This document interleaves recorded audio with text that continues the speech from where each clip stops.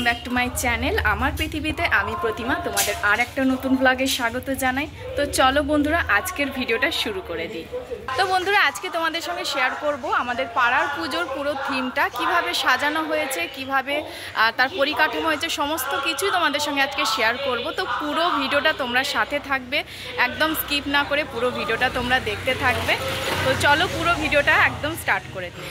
এই ব্যানারটা তোমাদের সঙ্গে শেয়ার করেছিলাম লাস্ট ভিডিওতে যে এবারে পুজোর যেটা থিম রয়েছে রোমাঞ্চ রহস্য। চলো তোমাদের ব্যাক ক্যামেরা করে দেখাই। যেহেতু এই বছর পুজোর প্রিপারেশনটা অনেক আগে থেকে শুরু হয়ে গেছে, এই রহস্য রোমাঞ্চের ব্যানারটা লেগে গেছিলো স্নান যাত্রার সময়, সেটা তোমাদের সঙ্গে একটা ছোট্ট ভিডিও করে আমি শেয়ার করেছি। হাতে গোনা আর কয়েকটা দিন বাকি মাত্র ঢাকে কাঠি পড়তে। তো এই যে পুজো আসছে ব্যাপারটা কিন্তু ভীষণ ভালো লাগে। আমি জানি সবারই ভালো লাগে এবং আনন্দ, মনে একটা অন্যরকম আনন্দ থাকে যে পুজো আসছে, নতুন জামা কাপড় কিনতে হবে, নতুন জুতো কিনতে হবে, সবাইকে দিতে হবে। তো এই জন্য এই পুজো আসার ব্যাপারটা কিন্তু আমাদের বাঙালিদের কাছে ভীষণ এক আনন্দ বলতে পারো, আবেগ বলতে পারো, সব কিছু মিলেমিশে কিন্তু এই পুজো আসা ব্যাপারটা আমরা ভীষণভাবে এনজয় করি।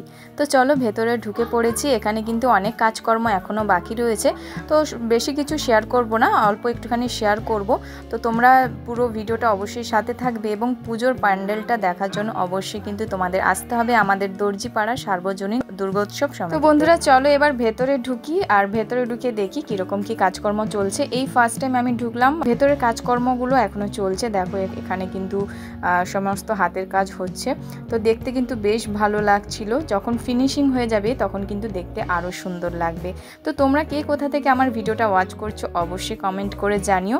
তোমাদের ভিডিওটি ভালো লাগলে অবশ্যই লাইক, কমেন্ট, শেয়ার করতে ভুলো না। আর হ্যাঁ, আমার চ্যানেলে নতুন হলে চ্যানেলটিকে কিন্তু অবশ্যই সাবস্ক্রাইব করে পাশে থেকে। আর যেটা সব থেকে ভালো লাগলো, এবছর কিন্তু বেশিরভাগ কাজকর্ম কিন্তু ইয়াং জেনারেশনকে দিয়ে করানো হচ্ছে, কারণ ইয়াং জেনারেশনের ক্রিয়েটিভিটি আলাদাই হয়, ওদের মাইন্ডসেট আলাদা হয়, ওদের মাথার চিন্তাভাবনা আলাদা হয়। সেই জন্য কিন্তু ইয়াং জেনারেশনকে দিয়ে বেশিরভাগ মণ্ডপের কাজটা কিন্তু করানো হচ্ছে।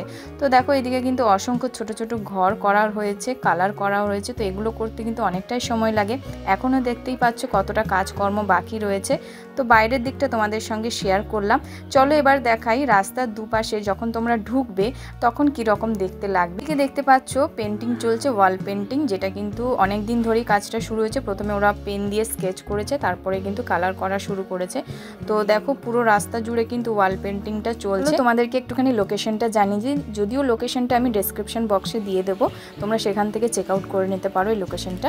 তাও বলে দিচ্ছি, যদি বিধান সরণি দিয়ে আসো তাহলে কিন্তু গুহদের ঠাকুরবাড়ি পড়বে। তো গুহদের ঠাকুরবাড়ির থেকে একটুখানি এগিয়ে এলেই মিষ্টি দোকান, ননীলাল মিষ্টি দোকান, সেখানেই কিন্তু আমাদের প্যান্ডেলটা তোমরা দেখতে, মানে তোমরা বিধান সরণি দিয়ে এলে গুহদের ঠাকুরবাড়ির সামনেই কিন্তু পরপর ব্যানার, প্যান্ডেল, সমস্ত এন্ট্রান্স গেটটা তোমরা বুঝেই যাবে আসলে পরে।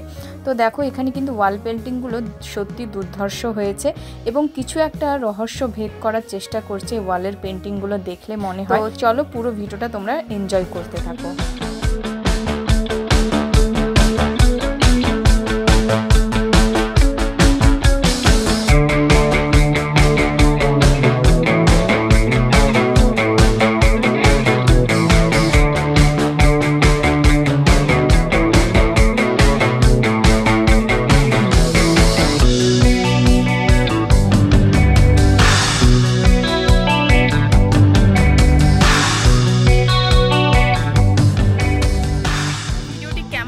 অবশ্যই একটা ছোট্ট কমেন্ট করে জানিও এবং বন্ধুদের সঙ্গে শেয়ার করে দিও। ভিডিওটি ভালো লাগলে একটা লাইক দিও।